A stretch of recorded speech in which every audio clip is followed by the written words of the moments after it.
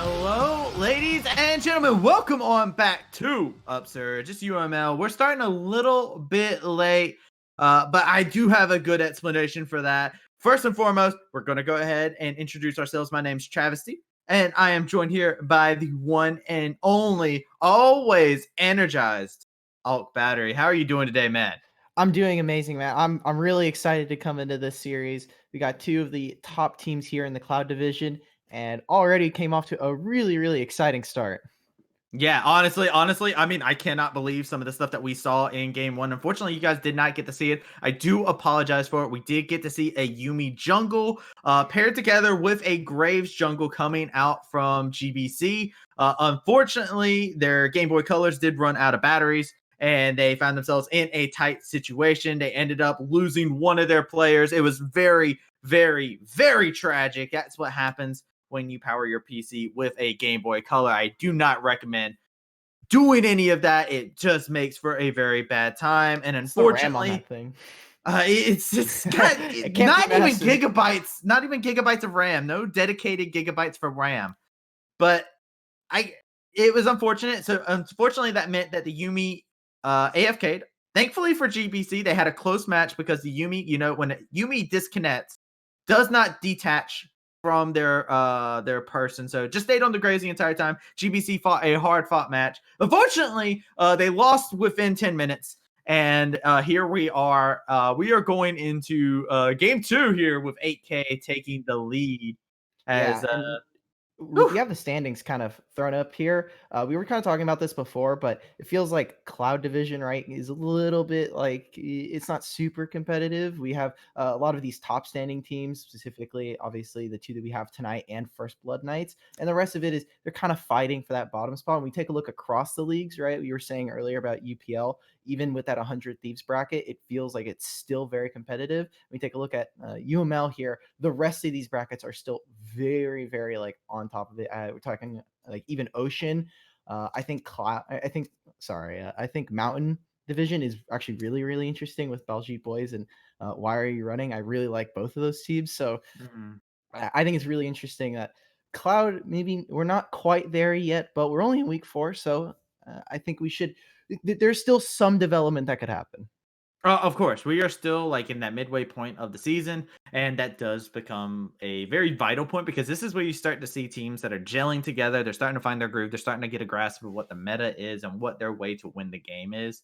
I do believe that's what we are going to be keeping our eyes on inside of tonight is how these teams are going to be approaching this. Because, like I said, memes and whatnot aside, GBC is down one game here, and they're kind of in a do or die scenario at this point in time where it's like, all right, we got to put up our shut. We got to go at this game hard for game one, and they really need to find a way to start the series off fast and furious for themselves. Yeah, I'd be interested to see like how this game kind of comes out because typically when you come into that game too, right, you already have like a pretty predetermined, hey, this Mhm. is what was strong last game. There are some champions we just want to keep away in general. So I'd be interested to see how GBC has to kind of creatively problem solve now a 2-0 lead from Well, here. that being said, we're already in pick and ban here. Bans are flying on through already, as we do see at least Olaf Pantheon banned away by GBC, while 8K banning away Diana Talon and Kiana. All of these jungle bans! Yeah, for real. I guess they saw that Talon was super popular. I think this is a massive mistake that Ornn somehow got through. Um, we were talking about that, Talon was obviously someone that got buffed this patch. To some extent, I think all the junglers that got buffed were a little bit weird, but Yes. Cinderhulk is specifically really strong. I'd be interested to see if we see stuff like Zac start to pop through. Mhm. Already we're seeing kind of maybe some bot focus. Aphelios is still available. Braum, I think, will be super high priority here for 8K if they are going to start to pick up their bot lane. Yeah, and the thing to think about Ornn on the other side of the field is it is a flex pick, so 8K might be keeping that in the back of their head, and it looks like they may look to just go ahead and grab themselves a proactive jungler in the Gragas that does throw it over to the Goth boys. They're going to look to see who they can pick up that will be moody and fit whatever they want to go with the Ornhorn.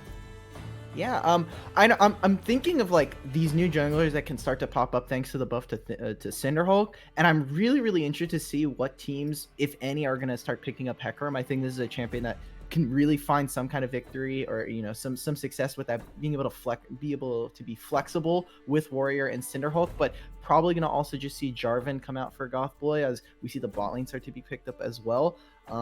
If we're not going to pick up an AD or if we're not going to pick a Jarvan or another jungler, I think Misfortune is still really, really okay into this. But actually, we're actually going to see Vi. Yeah, this is a champion that knows nothing else but go in, and Yeah. I'm really excited to see this. It means we're going to be seeing some early game action to set up here as 8K. Now they have to respond, and you were talking about Braum earlier. Did they go ahead and lock in their support pick here?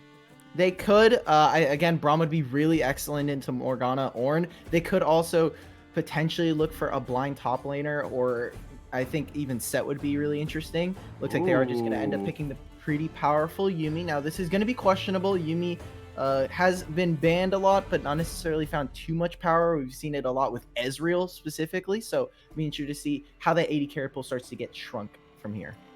Yeah, you're seeing it already pinch. Misfortune taken on away. Now, Goth, they got to turn around and ask themselves who do they want to pinch. The mid and top side are still options for them to kind of pick away at.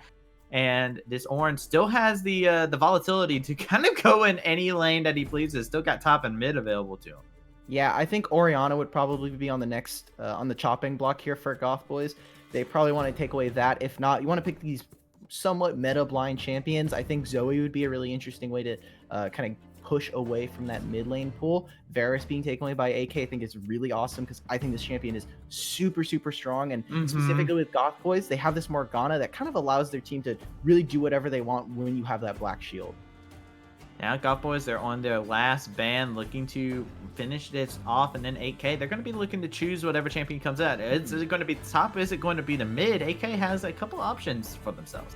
Yeah, we still have Gangplank available, although that might be a little bit too much for some of these teams. I think Shen, that now we've seen picked up here for 8K, is actually should be really good for Gragas. It's going to be a little bit weird how they want to kind of disorient versus Vi and Ornn with the disengage here, but I think with a Gragas that has Yuumi and Shen, this team is going to be really, really difficult to try and deal with unless this Vi and potentially an assassin in mid lane like LeBlanc for Goth Boys could try to disrupt this backline.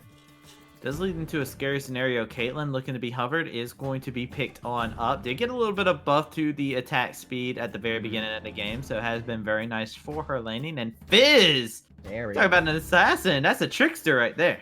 Yeah, for sure. Now, this champion is going to get really rough for the side of AK to try to deal with. Obviously, Fizz is really, really strong at just having single target burst, especially with Chum the Waters. You see Aphelios is basically gonna be hoping for Gravitum to come down on the Moonlight Vigil and just hope and pray that Yuumi, Gragas, and Shen will be able to kind of pick him away. Now, Silas being hovered here by 8K. Yeah. I think this is a champion that's thankfully has lost a lot of his power, but is still super, super strong, especially with a team like Goth Boys. We have a lot of really impactful ultimates.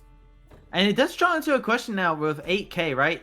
You lock in Silas, and I look at this with a Silas and Aphelios and the Yuumi / Shen to be put in here. This is actually a composition that looks like a very, very much so single carry threats here, and they scale as well. Like you look at Aphelios and Silas, there's two threats that scale into the mid to late game.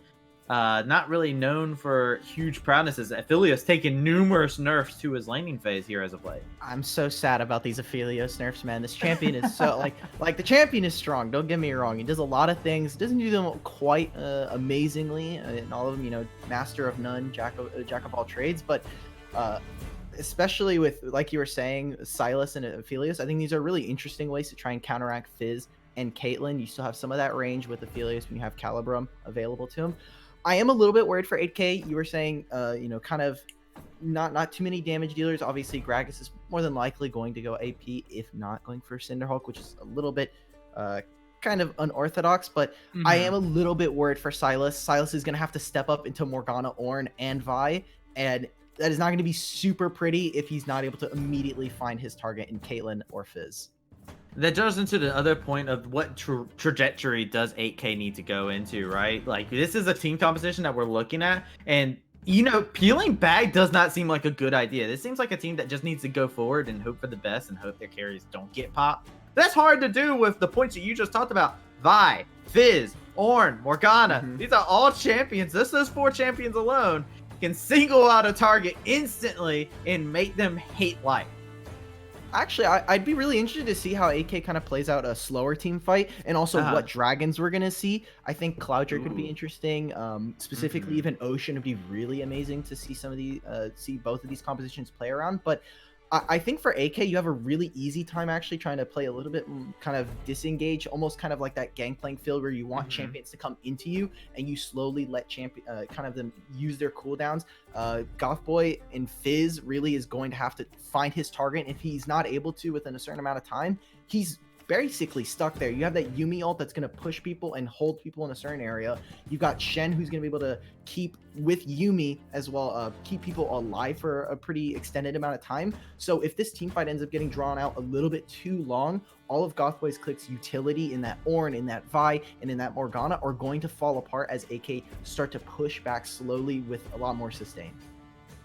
Yeah, I 100% agree with you. And with that being said, man, I mean, it does draw into the question, do they get the option to play it a little bit slower with there being so much go, go, go with a Vi and Ornn to be there? It does draw into that question. Also about the dragons and the neutral objectives. We see a lot of teams kind of trade Drakes for Heralds in the early game. You see a lot of craziness that goes on with that. And when you got a Shen that has a global ultimate ability that is like, hello, I'm going to throw up some Naruto hand signs and I'm going to be right there with you.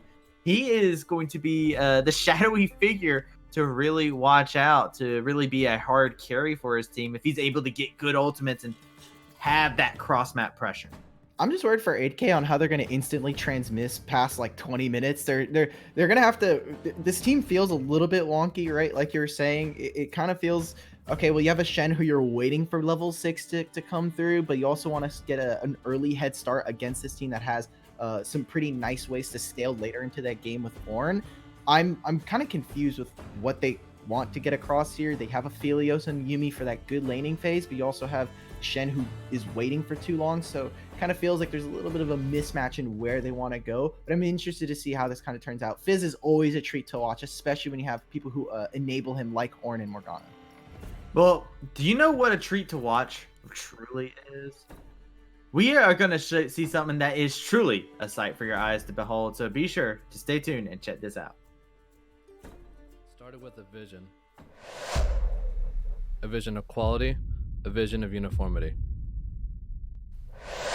We took the time to create something familiar yet refreshing, something with a bit of change. Designed to fit any brand's unique vision.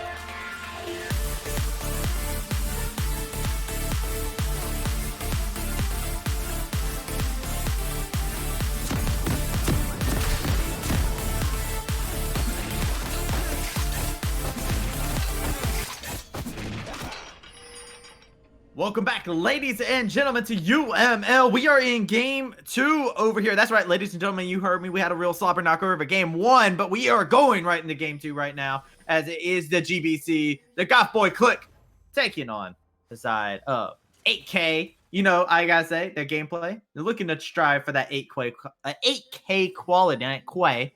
That's a different word. I don't know what it means. It's I'm twice as good as 4K. Is that what it is? It's No, I'm I saying mean, Quay. I mean, Quay. K is definitely better. I accidentally said Quay, and I don't know what that word would be. So if 8K is 8,000, how much is 8K though? Yeah, that's what I'm trying to figure out. I might have Uh-oh. stumbled across a new thing that I maybe need to be entitled for payment for in the future. Yeah, Copyright. yeah. You gotta copyright it first. I'm copywriting it right now. I gotta go off and You have the clip. You have the clip of you doing it too, and you have a bunch of impartial. Yeah. I got all these impartial witnesses works. and whatnot coming out here. But some interesting things coming on out here. I think you actually pointed it out in Champslet. We actually have a electrocute on the Vi here. We see it a lot more with the aftershock. Tell me about this electrocute Vi on Daily Peach. Yeah, basically this hopefully means that level 2 ganks are going to come through. If not, going to look for an early invade. I love this already. We have some early wards going down specifically from drops.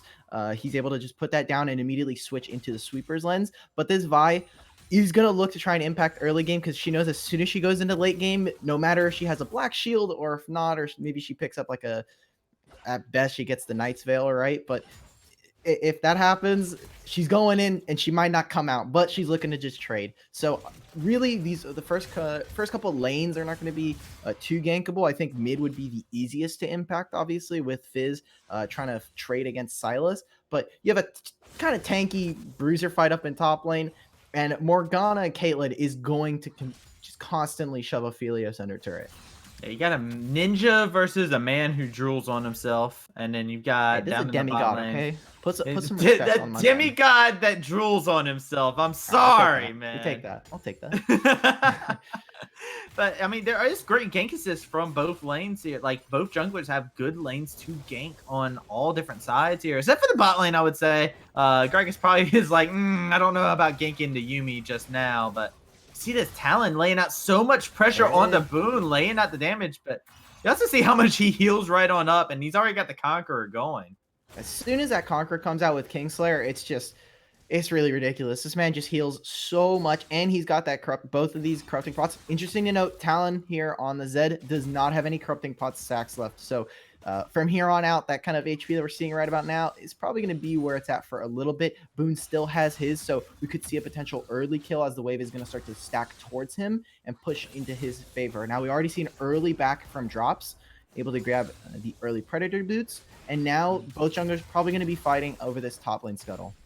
Yeah, and backs are going to be a very interesting thing to actually look at here, as we are seeing a lot of trading that's happening, and it looks like Vi is just going to get the advantage on the top lane. Scuttle, I want to point out, even though we're having a little bit of a wet noodle fight up here in the top lane, right? Look at what the bot lane for Goth Boys just did. They actually took their lane priority and used it to secure the bottom scuttle. Beautiful. Very, very smart. Yeah, I love to see that. Immediately, it's like, all right, well, we're not going to be able to do anything. You're not really looking to push or kind of get any poke onto this lane. Shadowy. He doesn't have a lot of energy. Oh, wait. He misses he got the clap there. He's going to look for it. Flashes forward. First blood coming on out. And Shadowy figure, I think he didn't get hit by the last bit of that little belch. And he paid for it dearly. But here comes the Predator being used. And Daddy, the panda, he rammed his head against the wall. But unfortunately for him, he found himself in a bad spot. And Daily Peach, beautiful flash forward. Action all across the top half of the rift right there. Panda immediately going in. He's got his corrupting pot, and like you were saying, he didn't get that last auto attack from the Shen to come through, so he's able to grab him after that flash, and a great punish from drops. But we saw that mid lane fight. Now the Fizz here did have to blow the ignite and wasn't quite able to finish off Boone. But with the way that, Daily Peach, he was able to get that priority on bot side, immediately goes down to maybe even trying to punish the Gragas. He's able to come into mid lane. Now, does have to blow a flash. There's a lot of summoners that are kind of missing here, and specifically, Vi not having hers. It's not too much of a detriment, but it just means that, some of these dives may not be as fortunate as they would be with it available. But hey, you know what? Getting some gold onto the Fizz, you take those. You take those. That is a scary sight. Anybody who's played solo queue actually knows how terrifying a Fizz can be once it starts rolling. And we are starting to get to that point. We're getting closer to objective spawning. We already see the Infernal Drake on up, and you see a little bit of this Gragas wanting to get something to happen down here in the bot lane. Yeah, he does have his Predator. He is level 4 here and goes right over a ward. He does have his sweepers, like we said, but he is falling a little bit behind here, right? We take a look at his experience. He's only about 50 to 60%, and potentially look for a gank mid lane now, as that is a pretty nice wave that's stacking, but he is level 4. Peach is about a full experience bar over him, so level 6 being rushed early on, and I love that Deadly Panda. As soon as he knows that that wave's about to crash in topside, he immediately comes down, tries to get vision for his mid lane, or for his jungler and his mid laner, and they should have an idea with drops being in bot side that they could potentially start to rotate down with that priority they have from bot side and look to pressure onto the Infernal. I just want to point out something. No flame here, but the Fizz did not get a single minion in all of that. While Shadowy Figure taking full advantage of Panda missing out on a majority of his combos. A beautiful punish actually coming out from Shadowy Figure. He said, all right, I made a little bit of a boo-boo. It won't happen again. Yeah, it's just that whole melee matchup. Now, both junglers are down here. They have a lot of vision. Looks like just the Fizz is going to just punish him for that, but Fizz is getting really hard just pushed out of this lane right now. Fizz is not going to ever be really able to step up and trade effectively, even with corrupting pots available. The amount of sustain that this champion on Sylas has is absolutely kind of ridiculous. Even with like just Conquer on top of that, it makes it really difficult to try and trade. So like you're saying, missing all that CS, but he doesn't want to lose a lot of his resources and his health to just get pushed out of the lane immediately. Does John answer the question, what will be the way to kind of open up the middle of the map and possibly get them into some rotations here? As like I was talking about, Infernal Drake is up and on the table. That is a Drake that a lot of junglers will probably look at and say, oh, that would be nice to scale up with. But the Herald coming up here very soon. So you got to think both teams have their eyes starting to go onto that as well. Yeah, and both bot lanes did just hit the back, so looks like they're just going to both go for it. And none of these are TPing. I would have actually been really interested to see if maybe they just forego the bot lane and just swap. You have Shen, who has ultimate and can just sit in that bot wave catching farm while you allow your jungler to start picking up this Rift Herald like you had pointed out. But it looks like trying to get the Fizz out of this lane. As soon as Orin pushes that top lane, he immediately drops into fog, and this creates a huge problem for AK as they don't have any vision in this river on either side. Infernal Drake is going to go over to the side of Gothboy Clique, and already off to a pretty nice start to begin the game with. Yeah, they were absolutely able to make that work out for themselves, getting that first Infernal. But here we go. We got a gang coming up into the top side. Taunt's going to be able to land onto Deddy. The Panda, it's going to be the Call to Forge guy coming on through from him. Looking to see how he'll be able to outplay this. But it's going to be Drops getting into the lane. It's going to be a lot of damage. Explosive Cast had to be used. Drops scared for his life, but they are going to be able to pick up the kill in the top side of the map. That was such a close fight right there. We could potentially see... they're looking for more here, over here in the bot lane, but it's going back to the mid. Boone is finding himself in a tricky situation. A playful trickster later, and Talon picks himself up a kill, and now it's Assault and Battery over here in the top lane. Shadowy Finger, you need to get the hell out of Dodge. He has his flash available for him. The Vault Buster comes through and almost finds himself going down, but is going to barely survive. Yeah. I was kind of worried for bot lane. They could look for, some kind of fight under the turret, but Fizz is able to find a kill right onto Boone. I really love that he just goes for it, and not only that, he's able to get that Ignite out of the both of them. Sylas is going to have a problem now trying to deal with him. He already has his Hextech Revolver coming out pretty early on, and Peach able to find that kill topside. The really important thing for why Panda was not able to even trade kills with drops, even with that Explosive Cast coming out late, the Shen field for dodging ends up blocking the brittle auto attack that he would have gotten from his ultimate that he had called down the Forge God. So close right there. If maybe he's able to get a second one, he could try and flash auto and try to at least trade 1-for-1. But Figure not going down on the Shen right there is so important for 8K if they would have wanted to. If that happens, that top lane gets a little bit more reset, and it's a little bit more equal. But now Talon is able to just kind of freely trade. They know that jungle and mid, or jungle and top, are going to potentially be nearby with this Rift Herald going down. And it feels like now Drops is kind of on a leash. Yeah, I'm kind of interested. Drops feels like he's being guided around like you were talking about. He's being pulled around on the leash and kind of being put around where they want him to go. And right now, the neutral objective game has been completely in favor of GBC. They have been doing a fantastic job of making sure they control it. You can even see the ward vision that they're using just completely supports what they're playing for. Yeah, they're getting a lot of vision for Daily Peach and specifically to just put drops behind. And it, like we were saying, he's being led across the map because he's not. He's kind of has to play on the back foot on where he wants to gank. He doesn't have a great way for ganking bot side, even though this lane is constantly under turret. You could say that, maybe you let them freeze under the turret and you have a potential gank opportunity. But Fizz is constantly pushing. You always have top lane dropping into fog of war, and even here now pressuring drops, letting him know that, hey, there is a potential fight here. Drops has to play super reactive now, and it just means that really Vi gets to do whatever she wants, and she's not punished for taking this early electrocute. Yeah, he's been making great use of it as well, as we see this Silas looking to try and possibly just back it up a little bit here, as we got a little bit of burpsies coming out. Shadowy Figure looking to lay out some damage onto him, and yet again is doing a good job choosing exactly the right moments to taunt and make sure that he's able to spread that field so he doesn't get hit by those pesky auto attacks. It's just League of Cinder Hulks here. It's just League of Setfires. They're just trying to get it. Now, interesting enough, Deadly Panda has gone for the Negatron Cloak in this lane matchup. It is a little bit weird. Obviously, you'd say, oh, maybe you just want to finish their Forge Fire cape early on, but it just makes it really difficult for champions like Gragas and for the Silas to try to fight him in these upcoming team fights that they're probably expecting. Now, Dragon isn't up for another minute. You still have Rift Herald that's available. Daily Peach has wasted a little bit of time sitting down here. I think he obviously has already seen drops down here, and just expecting potentially for a gank. Fizz coming over for a roam, so we could actually see drops be in a lot of trouble coming up. Yeah, Traps could be in a very tricky situation, as his jungle's not his home anymore, man. He is being evicted at this point in time with the way they're pushing up on this. And you even see this. Look at this down here in the bot lane. Yep. Shelly making a debut onto the Rift here, and is going to make sure they get first brick easy. Yeah, that's first brick.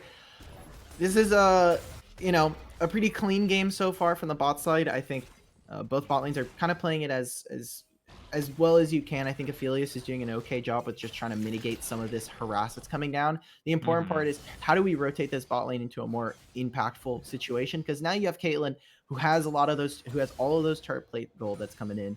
You have a dragon that's coming up. You kind of have to stay up here. Shen can just kind of freely stay up here and push away, while you're going to have to try and pull this Ornn down here. Now, already, they know that they're going for a reset, and this would be a perfect time to just trade for this Mountain Drake. Okay, go ahead and grab yourselves a Drake here. You haven't been getting any neutral objectives. They do have the numbers advantage, so this is going to be a Mountain Drake going over to 8k. They're going to be able to secure that very easy for themselves, so no contesting. And that is going to be good for them to go ahead and grab that little bit of edge share resistance. Yeah, I mean, ooh, hey, 6%. 6% is a nice, but it's ooh, Daily Peach and Boone both flashed there. Neither one wanted more than the other one wanted to go in on that one. Boone not wanting to be touched at all here. And you see he actually he stops his back. He's like, yeah, I gotta stay around here. This is terrifying. I mean, that's beautiful. If I'm Daily Peach, yes, it looks a little bit wonky, but this is a really great way to set up Fizz to just have a lot of priority over on Boone. He kind of has to miss a back right here. They also have Shadowy Figure, who still hasn't backed, and that wave is going to start to crash. Looks like they might even potentially be looking for a gank into topside, but it just means that now Fizz again has priority in this lane. Without a flash on Silas, it becomes really difficult to try and deal with Fizz, or even properly try to fight him early on. So I love that already. Now with Cloud Drake, I was kind of saying before the game started, I was really interested to see what soul we were going to get, and with Cloud Soul, this is going to be a really fun game. Obviously Ornn with it is going to be kind of this ticking time bomb, right? Ornn is, we get into scaling, you get that ultimate on super low cooldown. That's what we want to see. Fizz as well. But this other side, on the side of AK, really looking forward to it. Unfortunately, we do have a little bit of a pause here, so it looks like a player is having some technical difficulties. Hopefully those will be sorted here shortly. So now we can kind of talk a little bit more about the game. Now we have kind of like a freeze frame that's going on right now, and sepia toned screen snapshot. Yeah. It's beautiful. Yeah, it's beautiful. Absolutely. You know what? I wouldn't want to watch it with anybody else besides you, man. Maybe Shadow Visions, but Wow. But I'll take the compliment where I can, Travis. Thank you. All right, listen. Nobody can beat my boy Shadow Vision. There you go, boy. All right. You know, You're my Energizer battery. You're my you. Energizer bunny, though, man. That's what you are to me. You got some spunk, kid. So But I've heard. All right, but now that we have the snapshot, right? Now that we've snapshotted this, we've added it to our story. Lead me down where the next snapshot is going to take me. Hopefully not another pause, but we're at 15 minutes. We're almost at 15 minutes. It's only 2,000 gold lead, but Goth Boy Clique is looking really good really good. Specifically, I think Daily Peach is doing a really wonderful job. And while Knight of Zed and Nahora on bot side are doing kind of like their role play, right? Like, guys, we are playing Caitlyn Morgana. This is exactly how this lane goes. I think not dying early to ganks, and specifically, I think the vision from Goth Boy Clique has been excellent throughout this whole game, constantly putting drops on the back foot and making sure that they're able to track some of the rotating members, and specifically, again, the jungler, from really having any impact so far. Really, I mean, been doing a good job of that. I feel like there's been a lot of neutralization that has gone on inside this game. Just coming out from GBC, like they've really made this Silas not have a great time, hasn't had a great lane, and even though the farm is even, it doesn't talk about the fear that Boone has had inside this lane with this Vi. And I really have come to appreciate the impact that this Vi has had, even though only having one kill has definitely made the pressure known. And with Cloud Drakes being the Drakes left over, I mean, that's a big Drake for both of these teams, I feel like, to be able to consider. Yeah, for sure. And finally, we're getting back in the game, but it's not like an uneven amount of Drakes either, right? It is only 4% of ability power and attack damage. And for the side of AK, you do have that Mountain Drake, but now we can see how these teams are really going to be able to play for the larger objective here, which is going to be that Cloud Soul coming in. This could just be a free, like 3 Drakes in a row that we get Cloud, or it could be another 5. But what I love for this right now, specifically for Aphelios, is he's able to just... Oh, wait. Final chapter coming on in. They got the flash shield. Comes out a little bit late. Knight is going to be over there onto the bat side. He's going to be able to kite this one on out. They're looking to lay out the damage. A taunt flash is going to be able to connect. And now it's just Knight is trying to get his way out of it. A delicious cupcake letter is not going to be able to save him. The exhaust comes through, and Shadowy Figure is looking menacing on this shit now. Yeah, at first it was looking a little bit confusing, right? We see that the affiliate's not able to... Oh, wait, the Yumi is sold in battery. He's held down, but Daily Peach is going to pick up the kill, and it's going to be Shadowy Figure going on down. The Call of the Forge guy not going to be able to connect onto the Yumi. Yumi's going to be sitting safe and out of harm's way as a lot of damage gets kited back onto Daddy the Panda.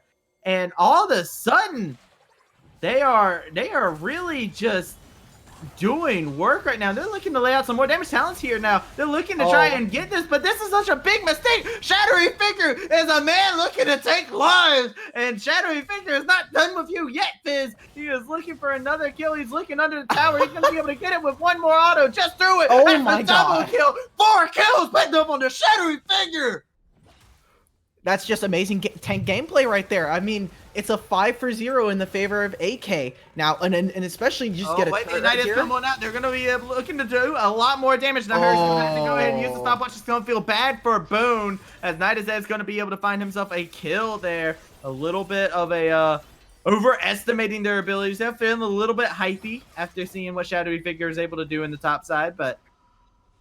I mean, I would too. Damn. I mean, that was really beautiful to watch. I mean, at first it was looking really confusing. You were like, okay, well, Aphelios doesn't have quite the amount of damage, especially with Yumi to try and fight this Caitlyn quite yet. But then we just see crescendum chakrams come out and just obliterate this team. The amount of damage he's able to really just nail into this Morgana ends up going down. And specifically, like you were saying, Shadowy Figure on this Shen is coming up massive. 5-for-0 in top lane. Then we see mid lane, a little bit questionable, but I mean, that was really excellent to watch. I think the bot lane played excellently, and yeah. I mean, look, it's 5 assists that has been able to be given to the bot lane. If you ever, like, ask yourself, what is a team's wet dream for a top laner? Shadowy Figures just gave you what that looks coming like. In. But here comes the TP coming on in. They got the Predator pop from drops. He's looking to try and get something to go on for himself. That's going to be the final chapter coming on in. They're going to be able to connect it all onto Talon. They're going to be able to get him with the last chunk of it. Explosive Cat's going to be able to hit him with that Talon going on down. It's going to be the assault battery going on in deep, but it's a double kill that goes over the Khalid. And they are going to be able to grab that for themselves. And now all of a sudden, 8K have turned it all around here. Yeah, they said, all right, guys, we gave them the pause at 14 minutes. Let's kick it into overdrive. In 3 minutes, we've seen 7 kills from them, and they're able to.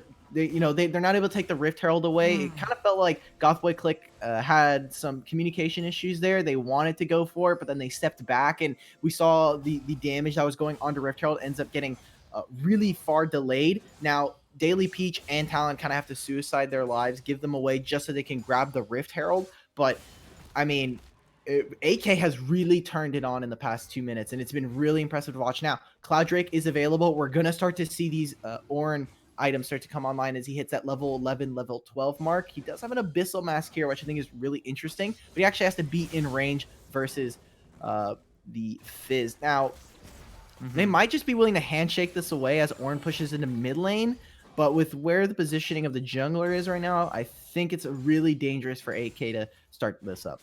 I'm really surprised. We look at this. This is actually the first item from Orin. He just built that item, by the way, over on the side. We could see a little bit of contention, but it looks like it is going to be gone over to 8K as they're going to be able to secure their second Drake inside this game.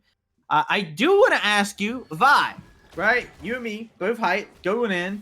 Warrior enchantment. Sweet, cool, swag. Lethality. Huh. How do you feel about lethality, Vi? Okay, if you would have asked me how I feel about lethality Vi when this guy's 1-0 and 30 CS up on his jungler, the enemy jungler, all right, fine. It's really greedy, yes, but I mean, you're falling, you're a little bit ahead. Now that we're coming in and we've seen a few fights go in the favor of 8K, I think this is again still a really greedy buy. However, there is still some room for it. Yes, you are facing against a team who has a Mountain Drake and specifically this Shen, but we're not talking about resistances. We're talking just about constant healing from Yuumi, and she can't heal who's already dead.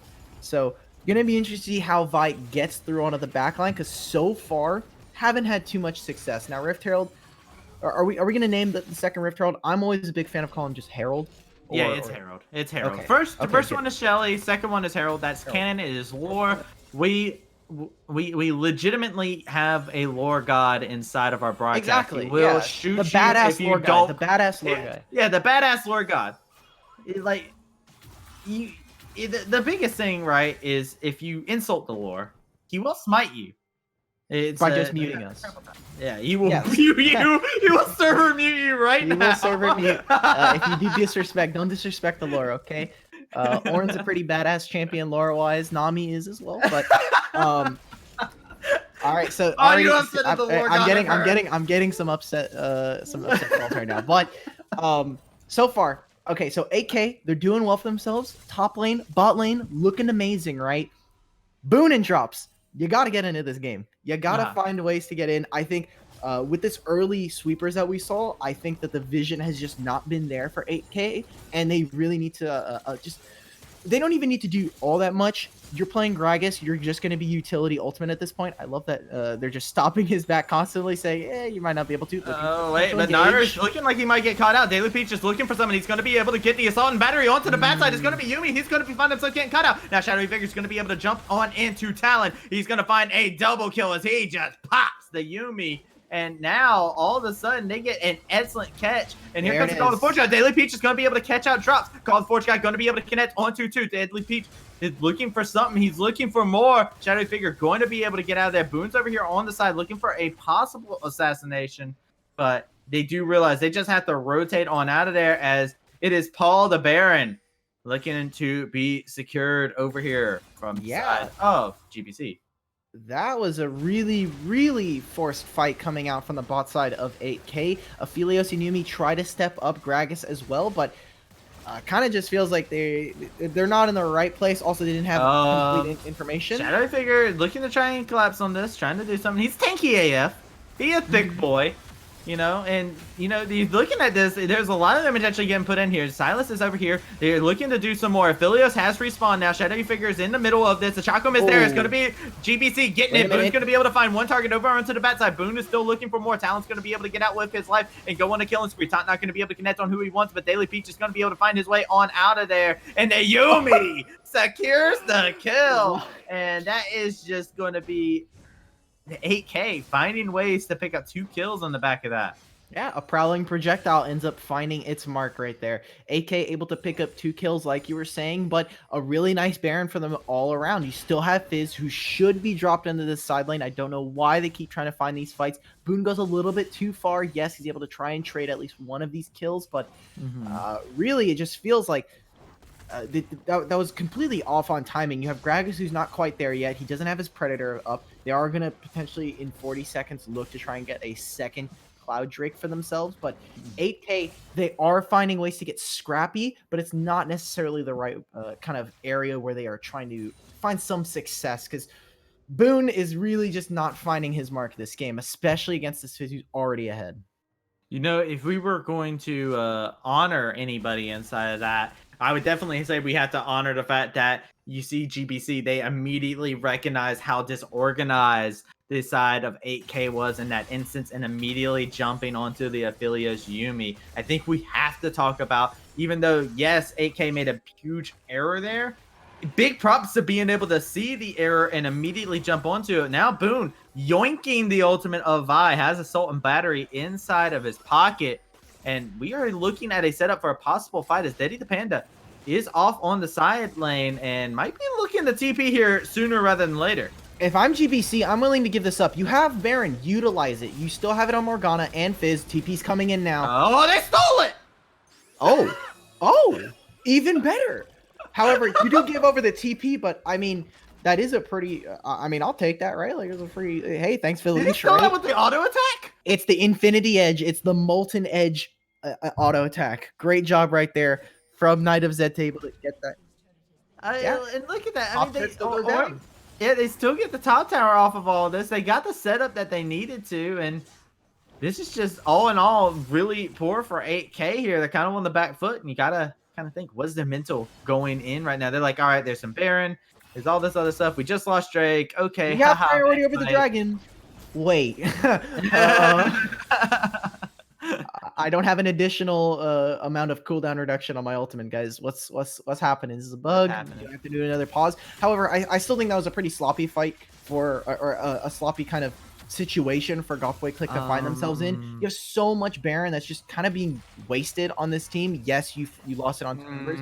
It is going to be going down in a few here, so really didn't get too much. You got the dragon and you got a top turret because you had a wave already shoving up against it. So I think that was a pretty big waste. And really, if the only thing that reason you really have it is to try and keep it away from 8K, I would have just preferred to have just left that as a potential fight that you will have an advantage over. Okay, potential things that you have an advantage over. This Vi is going Umbral Glaive second. Oh. I'm assuming that's going to be Umbral Glaive. It could be a Yomu's. It could definitely be any of the lethality items, right? Like it can't be any of them. It could be Caulfield still. Like it could go. It could go Yomi's. It could go Yomu's, or it could go to a Glaive.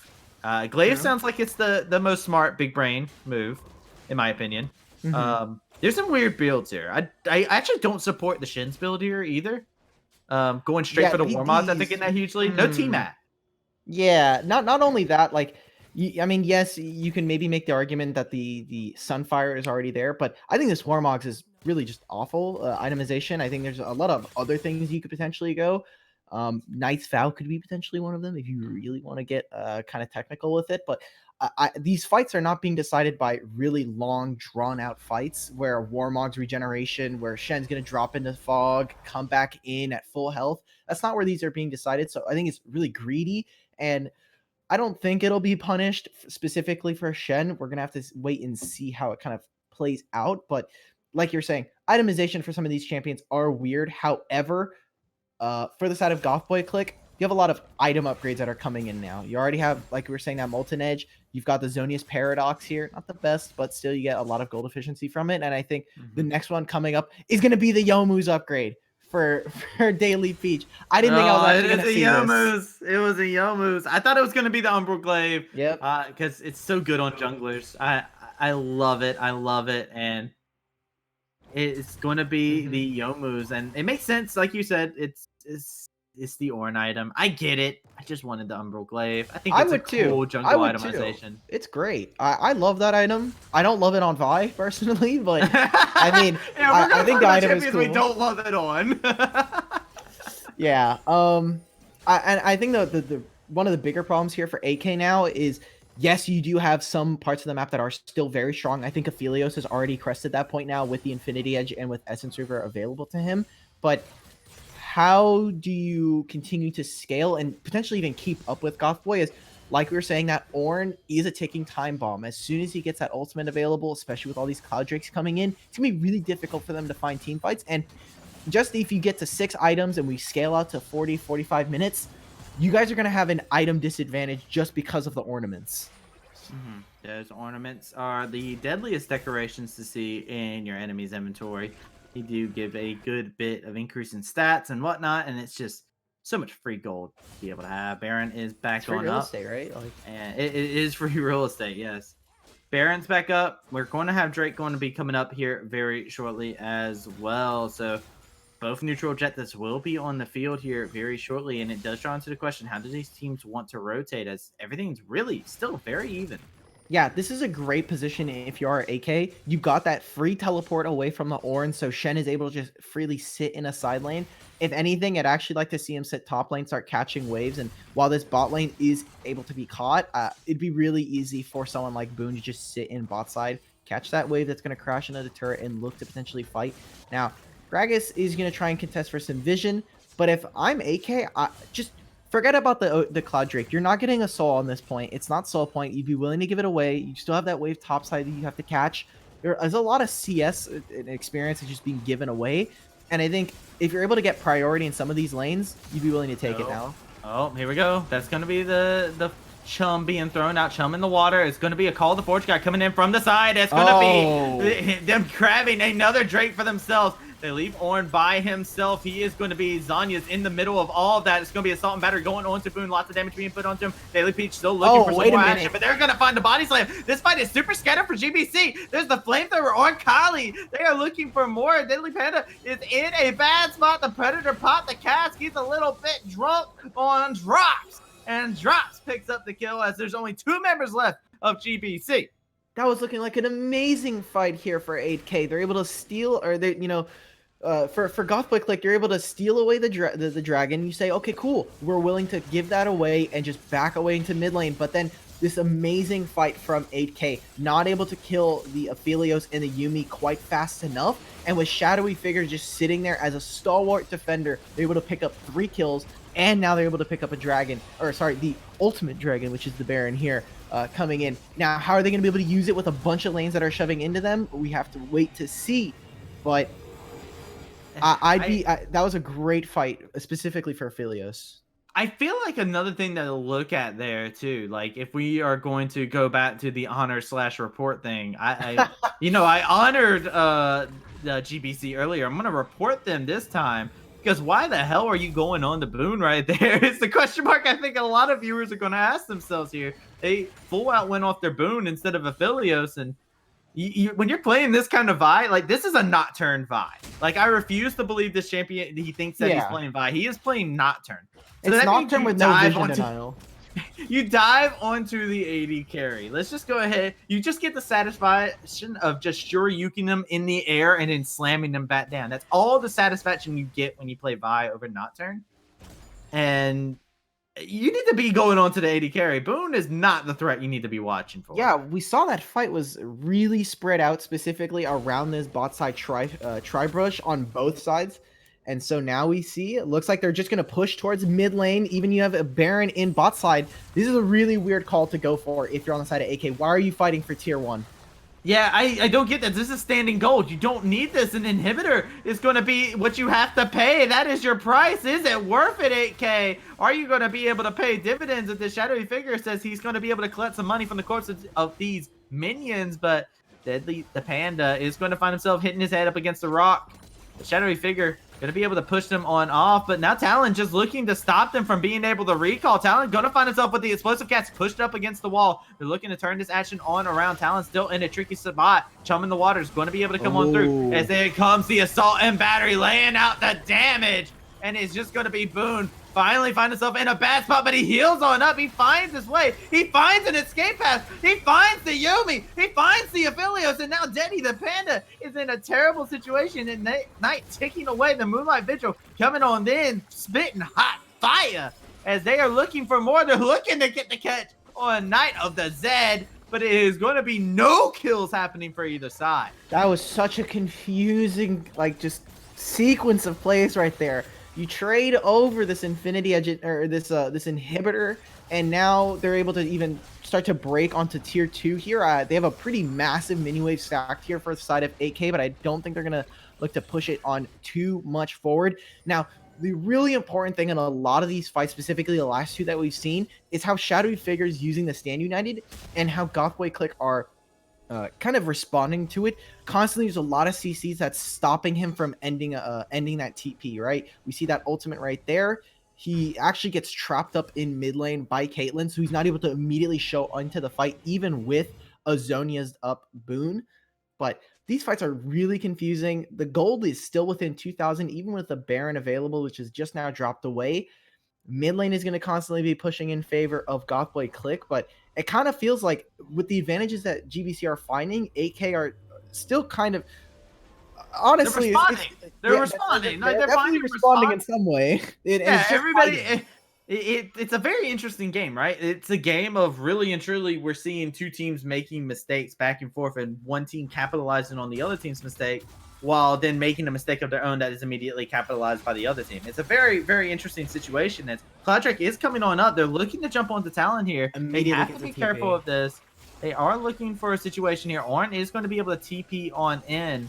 And hey, you know what? I think this is a good call to make. Go ahead and start the team fight off right. And they're looking to jump some attention on the Shadowy Figure. Taunt not going to be able to connect onto anybody. Here comes the call of the Forge God. They're looking to see what they'll be able to do. Beautiful explosive cast to come on out. Here comes the Forge Horn. It's going on in. Kylie's going to be able to pick up the kill on the daily pitch, but it's going to be Talon picking up that one on the backside. Now he's going to have to flash on out. That's going to be Shadowy Figures just alone in the back. They're trying to play this front to back, but now it's going to be dropped. He's going to be dropping himself on down. He has the hourglass. He's looking to keep himself alive for a little bit as he's going to get abandoned by his Yumi. That's going to be ace in the hole. Boone is next on the list. Pet the kitty, kill the kitty. That's going to be Purple Ninja finding himself going on down. And the only member left standing is Shadowy Figure, as it looks like GBC are looking to push it down in the base. Yeah, I think they're just going to look to potentially, and there's really long death timers here. The only one next up available is 15 seconds on Aphelios. Shadowy Figure looking to try and go for a catch here. Coming to Water's going to come on in. He's going to be smelling a little bit smelly. He's going to get knocked up in the air. Shut down. Goes on over to Deddy the Panda. And that is going to be game 2 going over to GBC. And this is going to be a full best of 3. Look, Kylie's looking to spit off some hot fire. He's trying to clean up this fight. He picks up one, but it's not going to be enough. Talon is on the bad side. He's got a Lich Bane. It's going to be all GG from there. And GBC, now it's 1-1 here out. What? How did that look like such a weird fight for GBC? They're going right onto the Shen. The Shen takes way too long to kill, but this bot lane from the side of GBC are just completely unanswered the whole time. We do see that the Aphelios is able to pump in enough damage, but finally they're able to kill him as soon as that fight starts. And Boone is really not able to do anything past that. We see him get he wastes a lot of time for the side of Gothboy Clique, but it does not matter as 8K, oh my god, they get taken down in a really odd fashion. Doesn't even matter that the dragon was up for them.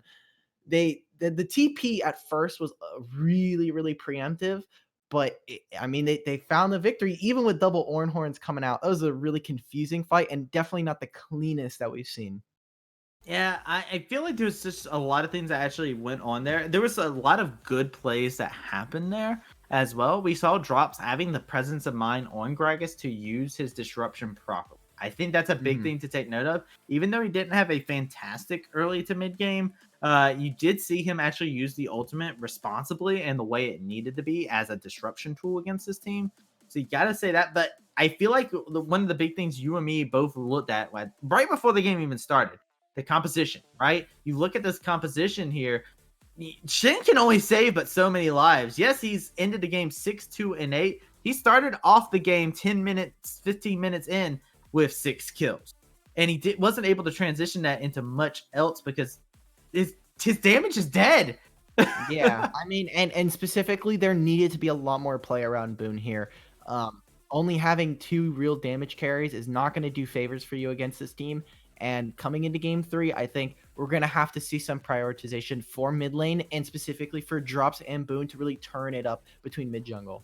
And that's what you heard, ladies and gentlemen. We're going into game 3, so be sure not to touch that browser as we are going to be right back.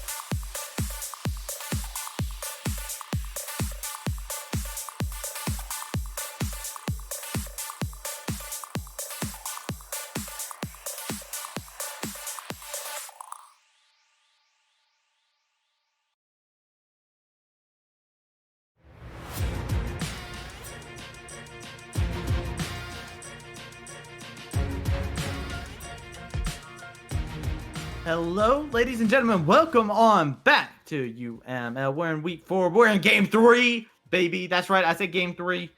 I know it's only like 9:16 EST, but we're in game 3 already. These games have been flying on by, and my name's Travesty. I'm joined here with Alt Battery and Alt. How are you feeling going into game 3 after what we just saw? I'm definitely feeling something. I don't know if I'm feeling great. I think 8K. You don't feel so good? I'm not feeling too good, Cap.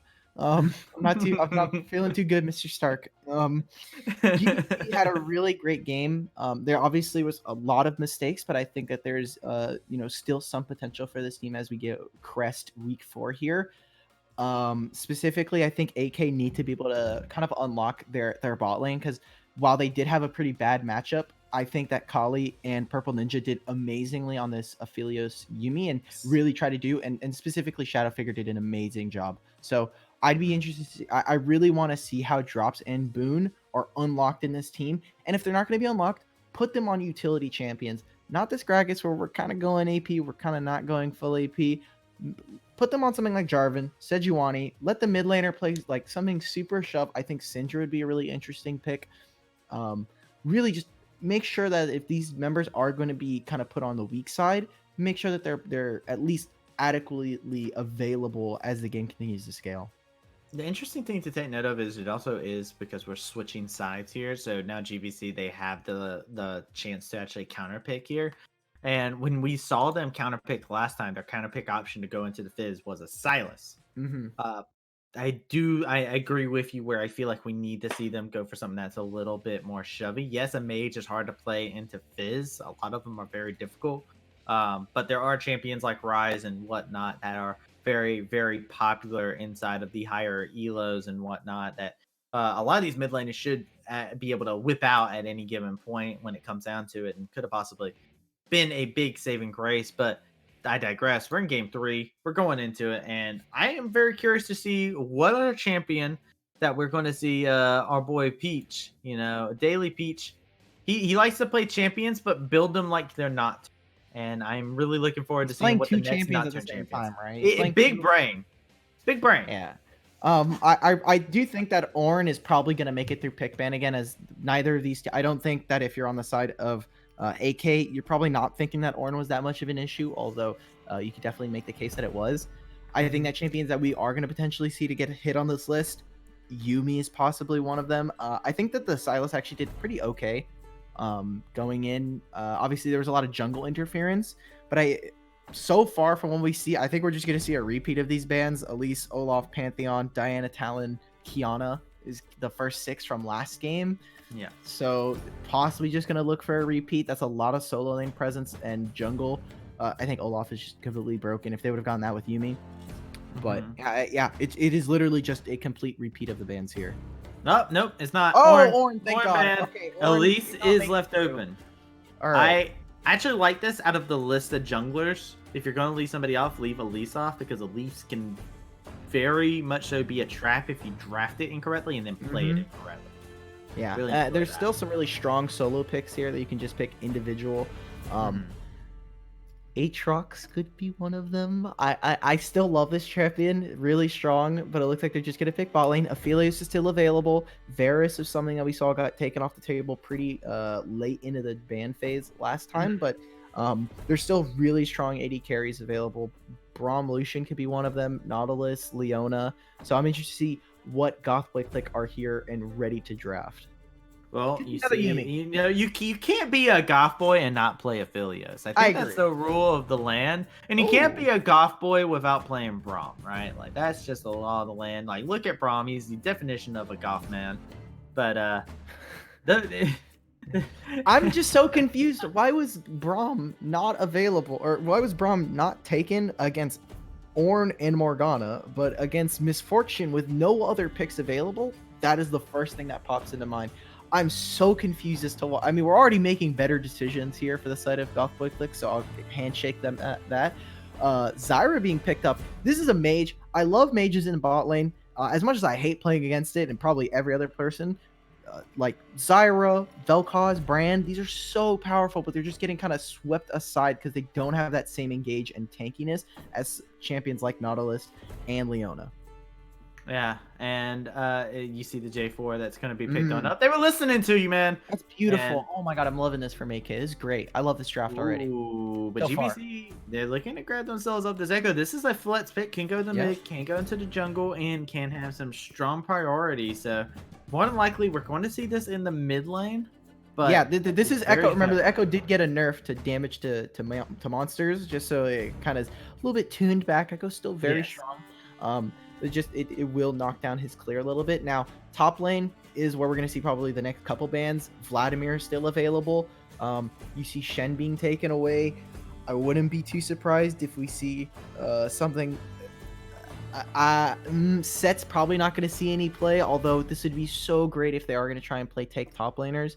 I'm trying to think of like any other champions that could possibly come to mind. We were talking about Vladimir from last game got banned as well by Goth Boy Clique. So this last ban looks like you're just gonna pick Cassiopeia. So mid lane's gonna be interesting. You still have Vel'Koz, Syndra, LeBlanc, Zoe. So still have a pretty interesting pool here for 8K to pick from.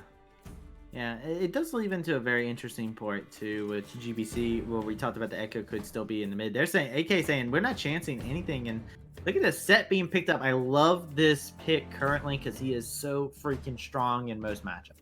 Yeah. And still, you still have flexibility. Set mid lane is actually really strong into a lot of matchups. I think if 8K are going to try and do this, you probably want an assassin. They are going to have to pick top and mid here. So any way you kind of slice this up, I think GBC has done a really great job. And I think, again, Set making it through so interesting. They're listening to me too. Oh my god. There it is. Okay, good. Our comms have been leaked, boys. They're listening to the cast. Okay, good. Ryze, Mordekaiser, amazing matchups. Both of them equally really great into Echo and Set. So still, kind of pinching on that. They're saying, hey, if you're going to pick Echo into a solo lane, take it. We will more than gladly have a really great setup. And oh no. Did they just let Zed through for Goth Boy Clique? Oh no. Yeah, I was about to say GPC, they have Zed available to him, and it is locked in. So we are going to see some Zed in the mid lane. Echo played in the jungle, and Set is going to round it about over into the top side. And of us seeing this composition here, you were saying, oh no, there is a very, very good reason, man.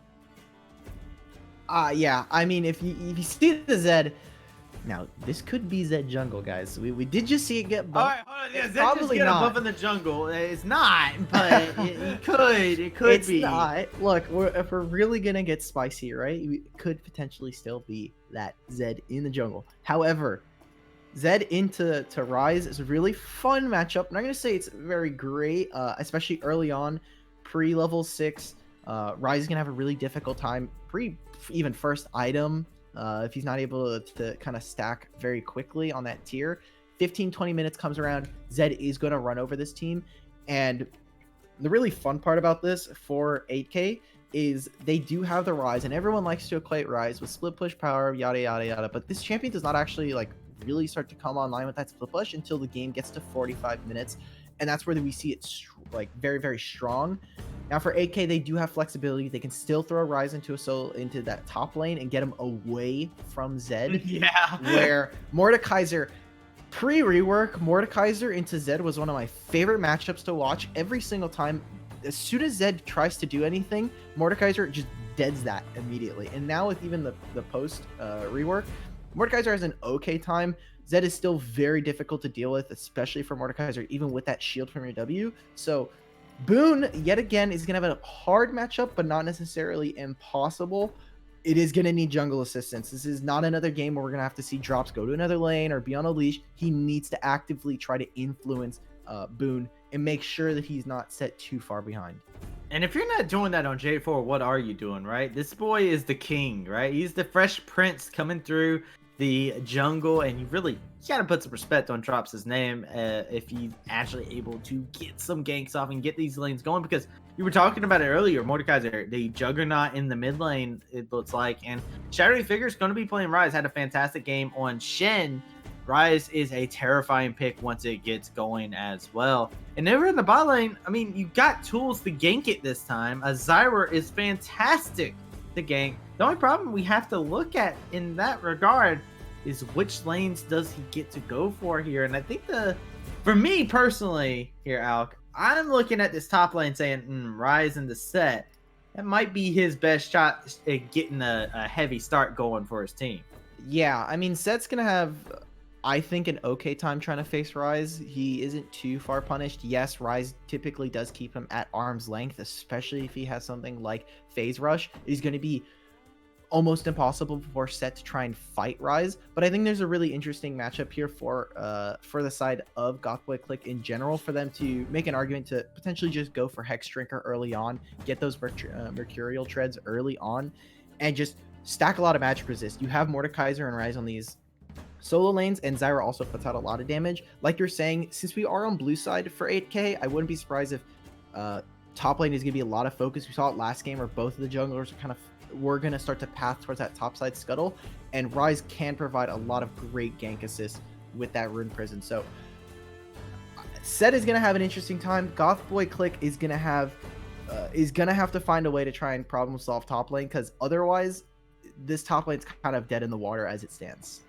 Or he could turn around and say, this is not my problem, and go and make advantages elsewhere. That's something else that we have to keep our eyes on. Just catch waves top lane, let Echo one-shot the Misfortune. Do not allow her to have fun. There's a Braum on this enemy team, and while Braum is great into Misfortune, everything else is terrible. Mordekaiser will just walk up, ult literally anybody he wants with impunity. This is the part we're gonna have to watch during dragon fights or any kind of objectives. Who does Mordekaiser throw into the death realm? Yeah, it's a big question to ask, and I'm gonna keep my eyes on it, because the death realm will be a very big thing to take note of. But with that being said, it's something that is going to be very easy on your eyes. Let me tell you about something that's easy on your eyes and easy on your ears too, because man, these keyboards make the finest of sounds. That's right, ladies and gentlemen. I'm talking about Kono. They make the finest of mechanical keyboards all around. If you're able to clickety clack and be able to just hit that R key and hit that satisfying click of the key as it goes on down, and you get your pentakill with whatever champion you may be playing, Kono is the keyboard for you. Be sure to check them on out. You can find them at their website, which is kono.store. That's KONO.store. Fantastic company, great keyboards, highest quality product to make sure that you're able to play at the top of your game. With that being said, ladies and gentlemen, we're going to cut to a short break. That way you can go ahead and go to KONO.store and pick up your keyboard here today. We'll be right back with some more UML action.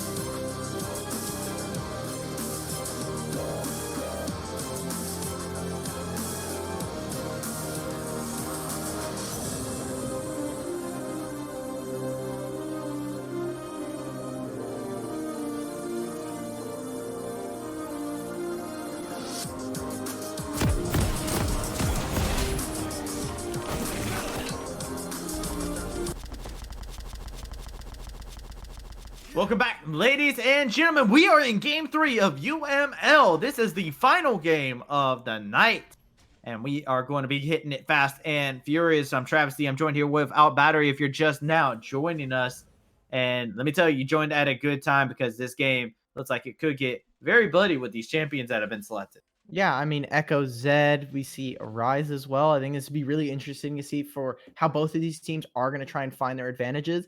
Now, we were talking about when we were coming into this, Kali did an amazing job last game on Aphelios. Specifically, both of these bot laners, Kali and Purple Ninja, did an amazing job on that Aphelios and Yumi. But now we see the Misfortune and Zyra. There's absolutely zero protection. You had brought this up. No protection for our poor Misfortune out here. As soon as the Zed and Echo have their sights locked onto bot lane, there's almost no escape. Yes, you can land that slow on the E for Misfortune or the Stranglethorn from Zyra, but other than that, there's nothing really stopping them from just going into that backline, and then we're gonna have to see how much sustained damage comes out from this Rise of Mordekaiser. Yeah, they can find themselves in situations where they're zoned out of the fight, where you see Kali, who was the highest DPS on the team of 8K, just completely zoned out of fights as the game. So once we start seeing fights around neutral objectives, we're gonna have to keep a close eye on that as we look at these lanes. And no, Purple Ninja accidentally took red buff. I saw that. We all saw that. Oh, you don't summon plants. It's a bad idea. It's bad. Well, if there's any way for this game to start for AK, it's definitely not this one. Even the mid laners are kind of trading positions on where they want to smited as well. That was a smite. Well, you know what this means. Bot lane advantage is going to be massive for 8K. You have a Zyra who's not only poking, but also able to put down some pretty nice red buff damage. I mean, we'll take that. But drops. This is a huge blunder. And he even gets level 2 early, which is really important. Can just completely shove Knight of the Zed and Nahor out of the lane. Not able to get level 2 early enough. Just get some nice lane advantage. But yeah, this puts drops really far behind and is never going to be able to really fight Daily Peach for the next 4 or 5 minutes. It's going to be really difficult. That's pretty big too when we were looking at the nerfs that have came out to Echo here as of recent too. And you see Knight of Zed looking to proc some advantages here, lay out some damage onto Kali as Purple Ninja kind of zoned away from him. Doesn't have the spells to support Misfortune in that instance. And we are going to see a lot of this over here in the bot lane. I feel like we're going to see this this Misfortune Zyra pushing up a lot. Yeah, I mean, it's not like the last game where you have a pretty large range discrepancy between the 280 carries. Or mostly able to kind of fight with each other. As soon as I'd be interested to see where this kind of goes as soon as Aphelios kind of loses his ability to lifesteal with Severum. But this is really where the strong suit with Braum, you just immediately proc that concussive blows. Drops already with a really early back here, and he's hoping that these Raptors kind of respawn early enough. Yeah, and you see here, look at this, that just trying to go in, lay out some damage, but Shadow Figure immediately turns that damage right back onto him. And you can grit your teeth all you want, but your Haymaker's on cooldown, buddy. You can JoJo pose all you want. It's not going to do anything at this point. That's a massive also stacking for him, so if he wants, potentially looking for a gank here. Oh, wait, they're looking for a gank. He flashed on forward for that. Here comes Daily Peach looking forward. He will get it. First blood to Daily Peach. Yeah, I mean, even without Daily Peach there, that was looking really dangerous for Shadowy Figure with that Haymaker coming through and putting down that damage. So already picking up an early kill, and we already know with Rise or with the Echo, as soon as this champion starts to get rolling, it was very difficult to stop him. Now, yes, he doesn't have Dark Harvest. He does have Electrocute, which is a little bit more conventional and doesn't fall too prey to kind of falling behind early. But, I mean, he is going to continue to pop off damage. Now, Rise does still have Flash, so I'm going to potentially see another gank up here. Yeah. I want to see where Drops is going to find his first one, because mid lane's just kind of going even. Bot lane could be potentially dived if they're really getting ambitious, but with Daily Peach kind of resetting, they should know that this Echo is going to be bought. They are looking for something possible here. Echo was able to get his first back here. Unfortunately for the J4, didn't have a healthy clear. Actually had to go back and just get a Ruby Crystal, get himself a little bit more HP. That's really cool. Ninja taking a turret shot there.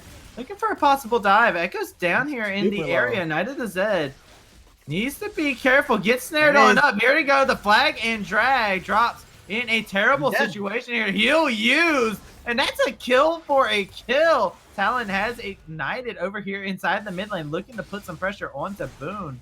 And this Zed looking to get some aggression going for himself. Here comes Echo. He's looking for more. He's going to be able to get the shield. He's going to be able to dash on in. Purple Ninja trying to turn his attention back forward. Kali's going to be able to pick up a kill on the backside, but it's going to be the Ignite of Purple Ninja securing that now. Daily Peach is just looking to fight it on through. Lots of damage coming on in. He's going to be able to find a kill, and Kali goes on down as the TP is going to be used by this Mordekaiser. Boone looking for a possible catch here.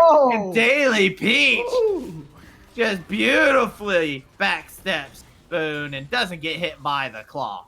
Yeah, that's just, I mean, Daily Peach is now just going to run this game, right? Drops, yes, he does go for the flag and dragon. He's able to get that kill, but he invests a lot of resources just for a pretty low Aphelios. And then we just see on that backside, he's able to get the TP out of Boone. He's able to get the flash out of Kali, who tries to overextend and ends up picking a kill, trying to pick up the kill onto the Braum.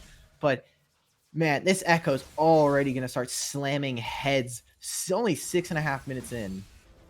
Yeah, it's been a brutal time here as we are looking at how everything is currently turning on out. GBC getting themselves a good lead in the jungle, and Nets is going to see how does Daily Peach transition this as he, like you said, he's online at this point. Yeah, for sure. He's already got his Runic Echoes early on. He's going to potentially look for a gank here in mid lane. Boone does have flash available for him. I want to see now Boone try to just force and kind of bully drops out of the jungle at this point now, because now you have such a large lead for yourselves, not only just in experience, but just gold, raw gold value right now. He's already up 800 gold over drops right now. I want to see him go for something like a Rift Herald early on coming up soon. Even start to try and force for this dragon. You will have to try and push the Misfortune out of lane here, but I think it's really easy when she doesn't have flash and you're just playing such an aggressive jungler like Echo. I also like looking at Mountain Drake. I don't think either of these teams are like, man, Mountain Drake exactly what I need. You want to cycle that as soon as quickly. They want to cycle this out. I think that's the only purpose. They're like, get Nets Drake, please. Thank you. As not exactly the best Drake to just get one of with the compositions that both teams have. I'll take it as a one of. I won't. If I got that as a soul after getting like, wow, okay, we started off the game really strong. All right, cool. We get Infernal, we get Cloud, and it's a Mountain Soul. Cool. Yeah, cool. We're good against Echo is down here, so potentially looking for a dive. We are waiting for level 6 here, and I think Knight of the Zed is really smart, kind of just sitting on Gravitum. Could be looking to try and use that Moonlight Vigil, and as soon as you're able to lock down Kali and Purple Ninja, it is going to be you're gonna be begging for a little bit. Here comes a little bit of damage going on to GPC. There comes the heal. They're looking for more. They're looking to try and see if they'll be able to. They're going to be able to root up Purple Ninja. Echo goes to cut off the escape. Knight of Zed has the Ignite onto him. They're just going to be able to pick up that kill. Has to take it before Daily Peach gets theirs. That Zed almost goes to hell. Yeah, he's just trying to avoid the plants from killing him right there. Gets the Ignite tick as well. Now, you do force both suns off of Knight of Zed, but there's still a Moonlight Vigil available. This should just be the dragon early on. Just go for it. Rift Herald is going to be traded on the opposite side as Drop starts this. I love that Shadowy Figure has just had a really... He's playing this lane really, really nicely. Obviously, is making use of that range advantage, but his rise has been obviously not for that first blood, but still relatively clean, all things considered. I do want to see Drops kind of play around him. It looks like that Rift Herald's coming in early. Boone's here as well. Here it comes. They're looking for it. Here comes the showstopper. Wait a minute. As he almost picks up the kill with the Haymaker. But it's just going to be him going on down here very slowly but surely. Beautiful flash to come on in. Throw him into the Shadow Realm. He's going to be fighting this one on out. It's going to be some damage coming on through. Yoshi living that for so incredibly long. He got sent to the Shadow Realm and didn't die. And that was 3 people waiting outside to pick him off for some reason. That's 3 people. You get a lot of summoners for it. You get Boone and Rise's flash out of this. You get all 3 ultimates. Wait, oh my god. Daily Peach is going to be able to find Drops. Lots of damage being put onto him. Got the flag and drag out just in the nick of time, but I'm still confused. Why did both of them flash? Okay, so Boone has to flash over that wall just to get the ultimate. Boone flashes. Boone flash. Why does Shadowy Figure flash? Well, that was to get rid of the Haymaker, right? We were seeing he got really, really low. I think if he does get hit with Haymaker, I missed. So I lost track of where he did it, and now that you said that, I remember exactly where he did it. I thought he flashed over the pit because I was looking at where he was. I guess they had a realm warp. That's what okay, that's what it was. He did right there. See, I looked at the cooldown and I was like, wait, what the hell happened there? Why are they over there in the pit? Why didn't they just drop Herald and take top? What's going on? Got AK really losing their minds just trying to get this set kill. But yeah, there was a lot of summoners and ultimates used right there, and the fact that he's able to just live for that long and waste that much time of 8Ks, I mean, it's not it's a Pyrrhic victory, right? You know, you got to trade some to gain some, but all things considered, Set did an okay job with the hand he's kind of dealt there. Yeah, I think that was great. You had somebody who roamed up into your lane with Shelly in their pocket, and you had 3 people go in there, and they didn't get a single turret plate. Yeah. Like, that's pretty big. Yeah. Something to watch here. Now, Echo is topside. Rift Herald is not available for him, so he's just going to be looking to clear. And with drops waiting in the wings, he has Flash. He has the Cataclysm available. It's going to be really difficult for this bot lane to try and step up. They have an idea that he might be here. Looks like the flag and drag just to clear the lane. And now they're just going to drop this Rift Herald early on, trying to get an early 3 plates. There's not much that Goth Boy Clique can do here.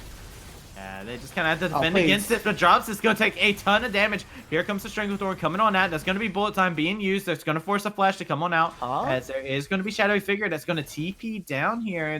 They really want to secure a first brick for themselves, I guess. And there is a Talon over here in the nearby vicinity. So they do have to be careful about how they play this. Mordekai's are looking to roam around on the side, but it looks like they are just going to retreat. Here comes the Cataclysm. Talon, Zed using a beautiful use of himself, but he's going to find the damage still coming on out. Shadow Figure going to be able to pick up the kill onto Knight of the Zed, and they turn it around, go on to GBC, but GBC going to get himself out of that situation, and it is just going to be towers falling on the other side of the map, though.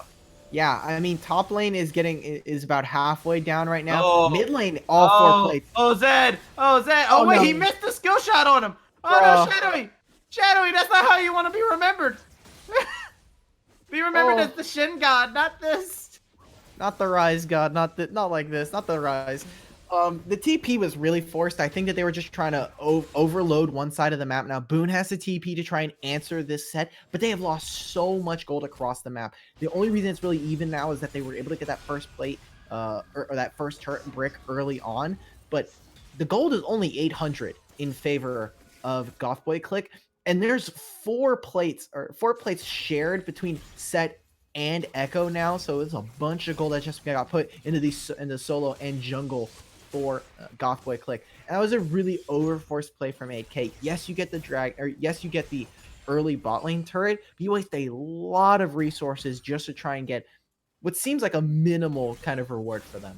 Yeah, they put a lot of time and effort into that and didn't get what they needed. Now Shadowy Figure actually overstayed a little bit here and is going to find himself immediately punished. Daily Peach, fantastic catch out there. And with Drake coming up here soon, that's a big person to get taken out. And it doesn't have TP anymore like you were talking about. Exactly. Both of the solo laners do not have TP for AK, so it looks like this Ocean Drake is going to be taken off the board. This does mean that we get a nice combat Drake here for ourselves, get a nice dragon, either Cloud or Infernal. But yeah, with no teleport, I would assume that Goth Boy Clique are going to have priority. I love that Drop so far has played really nicely, despite an massive early setback and kind of finding a few fumbles early on, that he's just staying in fog, making sure that they're capitalizing on the vision that they've taken away from the side of Goth Boy Clique. Yeah, they're trying to for sure, as you can even see them trying to keep priority over here in the mid lane. That way they have that track to go on into the dragon area. You see they have forced it on in, and Aphelios and Zed are not here in the area. They have to be very careful about how they position this one on out, as Zed is still just split pushing. Yeah, I'm willing to trade this any day of the week. You get mid-turret priority. The mid-turret's about to fall. I would have already had a bunch of people rotating. Don't take the long way around. They get the Ocean Drake for themselves. Felix does have to leave a little bit earlier than expected, but it looks like Cloud Soul's going to come up, and there's a great job. You get Zed far enough to where now he's able to get a lot of gold for himself in the solo lane and start to at least put up some kind of barrier between him and the other solo lanes. Drops a little bit dangerous, but it looks like Talon is just going to show some respect, make sure that, hey, I don't have vision of the enemy champions. I'm not going to try to step up and potentially be punished for it. Yeah, I like that. I like that. Showing some respect, and we're starting to see this kind of composition do what it wants to do. Zed, notorious for sitting in those side lanes and picking off people if you don't send the correct resources to deal with them. As we are getting in, we just passed the 15-minute mark. New Herald is up. Is Herald, just known as Herald, is now up on the Rift and could be a priority that we see the side of 8K look to go ahead and grab for themselves. Yeah, now Travesty, we got to Uh-huh. start asking ourselves, what exactly is Echo doing, right? We're going to see the second Rift Herald go over to the side of 8K, and really what objectives have they kind of secured for themselves? Yes, it's one turret to one turret, but you have an Echo who's 4-0, 40 CS up, taking a look at just raw gold value, basically 2,500 gold or 2,700 over his counterpart. And what exactly have we gained from this if you're on the side of Gothboy Clique? Yes, you have 2 more kills. Yes, you're 4-0, but there's not a lot of objectives. Both Heralds going over, I think, is a really huge kind of sign that they're not really playing around what's strong. They're not, kind of using that advantage that they gained for themselves through jungle. Mhm. And all the while, Drops is starting to catch back up. Yes, he's going to be down in levels, but when you're playing someone like Jarvan, you're not looking to have a pretty massive level lead. A lot of your utility is going to come through that use of your ultimate, getting to that level 11 as soon as possible. And really, we haven't seen anything from Echo since then. Yeah, he's gotten one catch out in a side lane. Congratulations on that one. A lot of junglers would be able to do that. Might be but another he might one. be looking for another one. Here comes the Realm Warp. They're going to disrupt that, and Shadowy Figure going to find himself just brought on down. What a gut wrencher there, as you see Shadowy Figure not having the same game for himself, as this set just going to continue whacking away on this side tower. I mean, consider the show stopped here for Shadowy Figure, right? I mean, this man is not having a great time in this solo lane now. He doesn't have the vision set up for him, and he's not playing a champion like Shen, where he's able to just get a pretty free time. He's a tank. He's able to escape ganks rather easily. Trying to use Realm Warp into those two is going to be a really tough ask. So, I mean, but this just means that Set just gets to scale pretty freely. It looks like he is going to go for Triforce, thank God. Is able to pick up just off back. He's able to get. He has a. Oh wait, here we go. He goes on in, lays out the Death Mark. Talon looking to play aggressive. Drops now, find himself getting retargeted back on this Zyra. Chunked down super low. As now that it is 8K looking like they're on top here. Here comes Echo looking for something, looking to put out, set up the stage. Not going to be able to find anybody with that. Just using it to say, hey, guys, I would jump in there. Remember that, as Herald getting summoned to the Rift now and hit this mid lane. And this could be a mid lane tower to go on down. They're looking to get the Skullbreakers. Oh. Getting shot down so very low here. Here comes the bullet time. Brahma's blocking a huge chunk of it. Drop's going to find himself going on down. Daily Pitch is unstoppable. They're looking to turn this around. See if they're going to be able to catch anybody else. It's going to be Boone. He's going to be able to send Yoshiro into the death room. Purple Ninja going to be able to pick up the kill onto Naher. And now it's going to be Yoshi. He's in a terrible predicament. The Haymaker comes out, lays out some damage back onto Boone. He's going to heal right on up. And Yoshi in a tricky position on his HP, trying to regen back up, but they are going to be able to complete this siege. And hey, that was a 1-for-1 to all things considered. Maybe not. Talon in a terrible situation. Zed, can you get away? You can't outrun these guns, as Callie finds a kill onto Zed. Yeah, Talon is just massively overreaching where he's not really able to find anything. We see Gothboy Clique put a lot of resources into that fight before it even starts. Talon has to, or the Zed here has to go over the wall, flash just to get onto Zyra. He does end up escaping, but the Zhonya's just provides too much utility against that champion. And then they also throw out a Moonlight Vigil pretty early on, and right there, Aphelios was not correctly set up with the kind of guns that he wanted. He only had Calibrum and the Infernum, so not amazing in terms of team fight damage right there. He's able to then get the Severum right there for the healing. And while the Herald doesn't get the turret on the first time go, they are able to then sustain into that next fight where they take down 2 members who kind of just overextend right there. They're not able to get the kill on the set, but Zed just in a really terrible position. And the double shot or the double up from Cali. Oh, I mean, now another fight here for Dragon. There's the showstopper coming on in. He's laying out a lot of damage. Callie's going to take the true damage from that haymaker. It's going to be the claw coming on through. Shadow Figure's going to be able to find himself picking up one. That's going to be another kill that's going to be able to go on down. They're going to be able to reset time. Go ahead and chrono break it on back as they do lose 2 members here. It's a 2 for 2 so far. Cloud Drake is currently fighting on out, doing some damage in favor of 8K. Now they're looking to Drake's turn his attention. It plays on No Man's team. Yeah. Is gonna reset here as just get mid turret. Just get the mid turret. You have everyone back and going for a reset. Mordekaiser can more than effectively just take care of the dragon. You're utilizing the realm warp in a pretty great way. Have a really nice way of pushing into mid lane. It looks like after the reset, the Cloud Drake is gonna go over to the side of 8K, and that was a really great fight for them.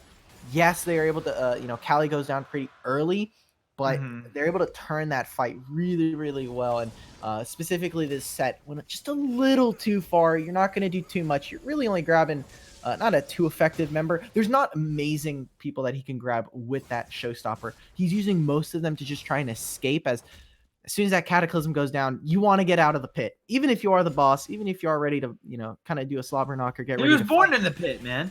He's born in the pit. He wants to get out of it. All right. He wants to be a productive member of society. Make sure he's That's not true. That's not true. That's not set. That's not in the lore. I will have my lore guy talk with your lore guy. Yeah, we're gonna get confirmation on whether or not that might be the case. But now they're just looking to siege onto mid lane. Not too many members in position. Boone does have TP, but there's not too many flank wards. So I don't imagine that there's going to be too much going on for Goth Clique. And the next question is, how are they going to be able to activate some of their side lanes? Because yet again, we're seeing Echo have a pretty large lead for himself, but not really trying to transfer that to the rest of the team. And I would love to see the set actually get to go over into a side lane as well. Zed has to be answered by the Mordekaiser, it feels like. And it's definitely set is so good at clearing out waves. The problem is, look at how AK has been playing these fights. They have been grouping together fairly effectively, I would say. The NA ARAM stands true against all odds. Against all odds. Against all odds, against everything that could potentially have, a top lane wave. Gotta get mid pro. Mid priority is important. Looks like they're just gonna trade. Shadowy Figure just looking to try and trade with the grit stacks on the set, but with kind of the shadowing that's going on, I think a lot of this is just going to be kind of posturing. They're just going to ping pong waves between the two of them, make sure that they're all getting as much CS as possible to the two of them. I don't think Boone's ever going to actually be able to fight, and it's really scary for Zed to try and deal with, to deal against Mordekaiser. I think he's a little bit afraid as there is a level discrepancy. I'd be interested to see what exactly happens. He's kind of behind. He had to drop into the Ninja Tabbies, which is really interesting. So he actually first bought those. He bought those immediately.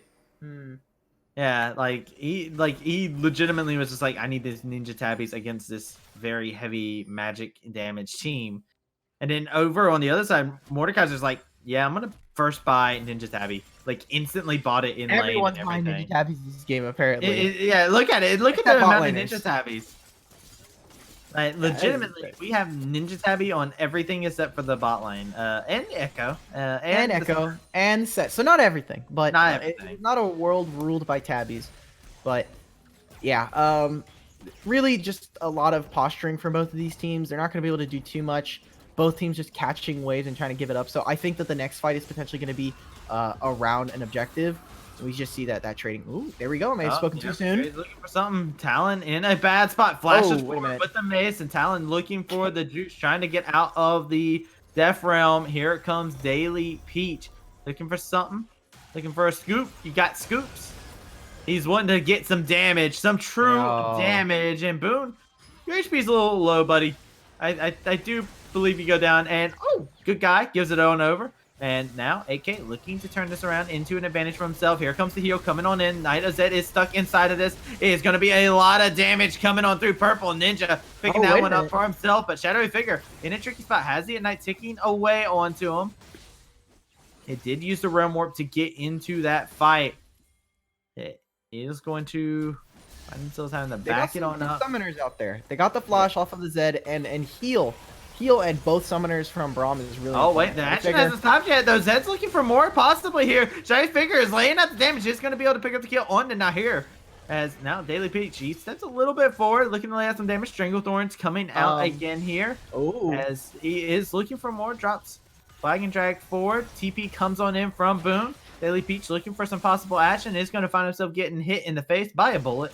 Not something I would recommend. And the Baron has been started. That's really interesting. You need to be really careful about this now. Set does have TP. He's going to have to come back into this lane. We see it start to be channeled.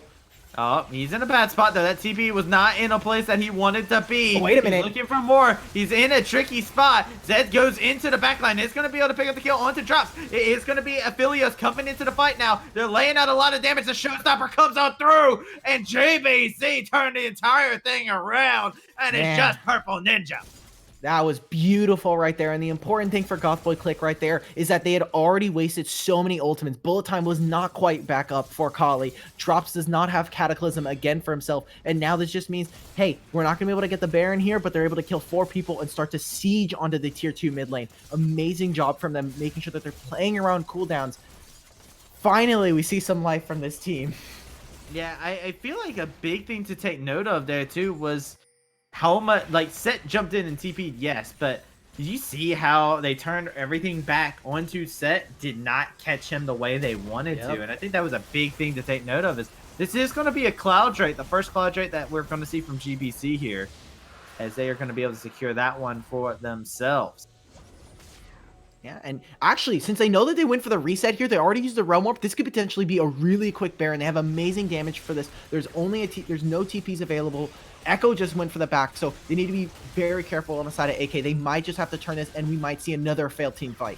They could look for it here. They have it burned down to half HP. They're peeling off yet again now. They're looking for something here still. They keep the Baron aggroed. They're still on it. They're going back right onto it, but now Echo has had enough time to rejoin into this fight. The Baron is only under 3k HP. Here comes the Cataclysm going into the backside. Not as Zed is going to find himself just laying out free damage. Shout's going to be able to pick up the kill onto the Misfortune into the backside. It is going to be GBC just looking to run rampant with this game, as there's only 2 members left alive. Shadowy Figures is going to find himself in a tricky spot. The Chrono Break comes out from Daily Peach. He is a little bit spooked by this Rage damage, but he just rewinds time and redoes the play, picks it up as clear as day, and it is going to be now a mid-tower going on down, an inhibitor as well. Daily Peach has a Ignite put onto him. Lots of damage being ticked onto him, but he's going to be able to get out. He's fine. He's a very mobile champion. But that was just a story of... like, AK is deja very... vu. We just saw this. They go for the Baron. They're not able to kill it in time. And again, their cooldowns are available, but it doesn't matter when Gothboy Clique just has the flank on them. Drops yet again, goes way too far forward, gets caught up between an Aphelios who has Severum and is just shredding his health bar. And then you have Zed who's able to just take him right out of the pit. And then you just see this backline just get eviscerated by Zed and the Echo. So amazing job yet again for Gothboy Clique. And honestly, kind of just feels like AK are just kind of bashing their heads up against the wall and trying to figure out what will work. And the Baron fights are not it. It's not gonna happen. Yeah, not now anyway. I feel like they're not even committing to one idea, right? Like they're overcommitting to the idea of turning off a Baron and fighting. When we saw what the HP was, they probably could have just finished Baron and walked away because Echo was so far away. It's like you said, they had such a smart idea with the fact that there was a reset happening. Now they're forced in a situation where they need to turtle, and that's a very scary situation when you're putting yourself in a situation where it's just rotate around lanes correctly when there's an Echo and a Zed that's looking for any squishy member. Yeah, I think obviously it's a lot easier for us to say just play better, you know, just play better, forehead. You just play better, you know. But I think Shadowy is playing really. I mean, after some pretty big hiccups in the first 20 minutes in this game, I think he's playing rather fantastically, and he's doing exactly what we expect of a Rise, and he's really just outputting a lot of damage. Now Flash from Talon. Yeah, he's looking for the kill onto Kali. Kali is in a bad spot. That's the death mark. He gets popped. He's going to be able to trade it on back, but it's a 1-for-1 at this point, and they are just going to shove it down the top side of the map with these supers coming into the mid lane. If I'm Gothboy, I'll take that. That's a bullet time that's not going to be able to be used. Yeah, and look at this. They're able to force out some people here. Is going to be the set going in onto Boone, laying out a lot of damage onto him. Shadow Figure trying to kite it on back for him. There's the Shadow Realm coming on in. Boone, he's not in a good situation. Those feet, those punches, those fists, they are just throwing everything they got at him, and they take him on out quick and easy. You don't put the boss in a 1v1 fight. Yeah, for real. He's just knuckle dusting all over Boone, and please don't tell me this death bush works. They don't have the vision drops. No. Yeah, Oh, they're thank God. looking for it. I was about to say they do get to catch on to this Echo, but that shield is humongous. Yeah, parallel convergence doing wonders for him now. We have to take a look. Now they've gone for a reset. Looks like they do have Crescendum and Infernum, so they have massive team fight damage. This should just be a Baron going over. Drops is not quite in the area. Again, Talon does have ultimate, and Callie is just now leaving base, so they're going to be really Drops good in a bad spot. Here you go. Lots of damage being put onto him. Drops is going to find stuff going on down. They blow everything from him. That is going to be Baron going on over. And they just beautifully execute that as GBC, looking to push it down in the mid lane.